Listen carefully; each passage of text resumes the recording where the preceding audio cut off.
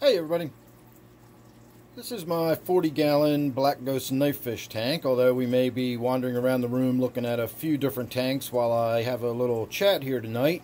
Don't have any projects going on in the fish room this evening, but I do have a topic on my mind that I wanted to talk about a little bit.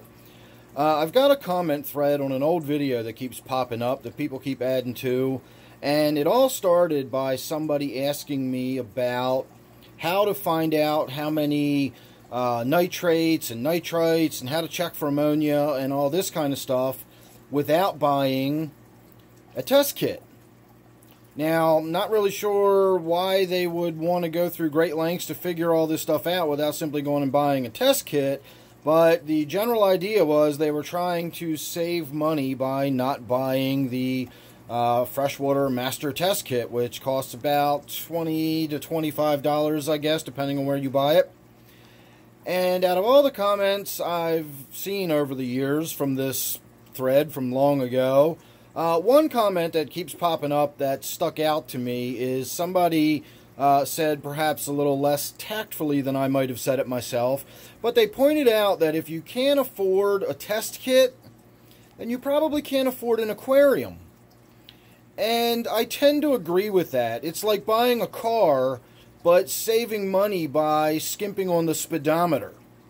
You know, or buying a plane, but not putting the altimeter in it, because you can't afford that. You want the plane, but you don't need to mess around with all that, you know, knowing what's going on with the plane. And that's exactly the same thing with an aquarium. You can run an aquarium without a test kit. I get comments all the time from people who explain to me that they've been keeping fish for 40 years and they've never checked their water once. And yeah, whatever, that's fine, you know. And maybe they've never had a problem in all that 40 years. That's one little bit of nonsensical anecdotal information that means nothing to me. If you want to know what's going on in your aquarium, you need to be able to test for it. And if you're going to keep an aquarium, you really should be able to test your aquarium to find out what's going on with it. You have no possible way of knowing what's happening in your tank without test equipment. You cannot see dissolved solids. You can't smell how much ammonia is in there. You can't taste the nitrates or nitrites. None of that stuff. You have to be able to test for it. So if you want to save money in the aquarium hobby, there's plenty of places to do it. The aquarium hobby is full of rip-offs and, you know, cheap scams that are designed to get you to spend a lot of money on stuff that you could just spend a lot less if you bought it somewhere else. Aquarium salt's a good example. You go to the pet store and buy a couple of pounds of aquarium salt. It costs you $10. You can go to the grocery store and buy several pounds of table salt. It costs you a couple, and it's the same stuff. My tanks all now have low budget LEDs. These are $15 LED units, you know. I could have spent $90 and bought aquarium LEDs, but I didn't because I don't need to. That's a big waste of money. You will go in the other room and we can look at my total dissolved solid meter, my pH meter, my temperature gauges, my ammonia, nitrate tests. I can test for water hardness. I can test for phosphates. I can test for silicates. I don't know. I've probably got equipment to test for other stuff than that.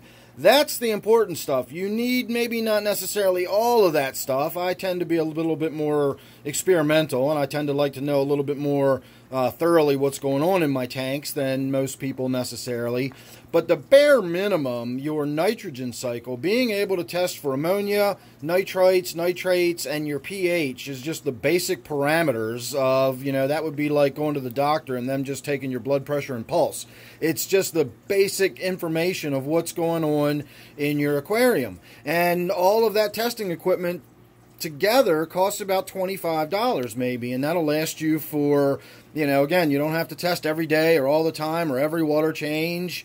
You know, a master test kit should last you for years probably. The average aquarist that has a couple of tanks, maybe one or two tanks, a test kit should last you years. I get months and months out of them, and generally it's just like the nitrate test that I go through faster than all the other ones because that's all I ever really have to worry about. If you're not cycling a tank or you're not having issues, then you shouldn't really need to check for ammonia or nitrates or, nitrites or anything else. I did say we were going to walk around a little bit. I'm getting distracted by trying to frame that one tank. Of course, I've also got the big, bright waterfall tank lit up, and that lights up the whole room, so we can have a little bit of a look at this one here. You can see I need to change the filter, how low the flow of water is there. It's down to just a trickle.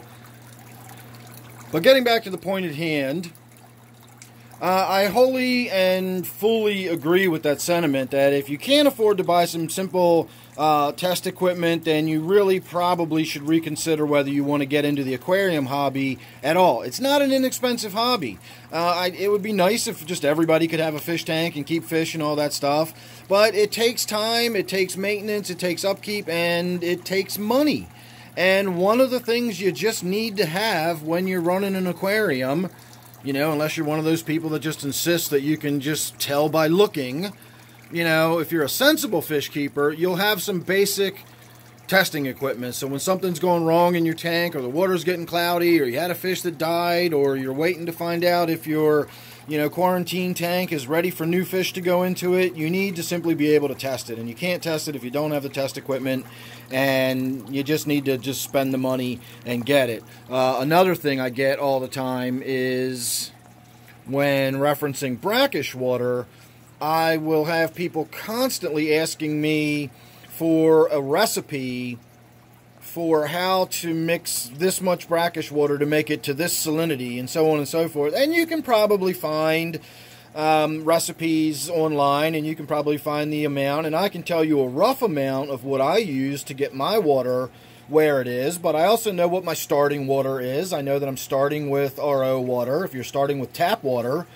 then you use my recipe, you're going to come up with a completely different result, because it all depends on how much dissolved solids you're starting with. And you know what you need to do to test all of that? You need test equipment to do all that. If you want to find out what your specific gravity is, then you need a refractometer, or at the very least a hydrometer, and then you can check and see what your salinity is. You know, don't ask me how to check your salinity. Just, you buy a refractometer that checks your salinity. There's no magic way of doing it. If you're going to keep a marine tank up and running, or a brackish system up and running, and you want to know what your salinity is, then you need to buy the equipment to test it for that salinity. So again, it's just this idea that you're going to run a fish tank, but you're going to cut corners on budget items when it comes to things like important test equipment. You know, again, when you're going to cut corners on, you know, don't buy the small boxes of food. Buy a big box of food that'll last you for a year or 6 months or something, and save money that way. Save money again by buying table salt instead of aquarium salt, or, you know, don't spend the money on the high-dollar aquarium lights. Just repurpose other lights and put them on your aquarium. Anyway, I guess that's about the long and short of it. Those were my thoughts. I will be getting to my gourami tank here soon. I'm really trying to just work myself up to getting in here and tackling this. At the very least, just doing a initial once-over, just giving all the glass a good scraping down, and just trying to physically remove as much of that crud as I can, and then we'll go from there and see what happens. So make sure you're subscribed, that way you won't miss that or anything else. You never know when I'm going to get one of these little bees in my bonnet, so to speak, and want to just chat about something that's on my mind. And if you're subscribed, you won't miss any of that. So this monstrosity here is my gourami tank. I'll see you real soon in the next one. Thanks for watching.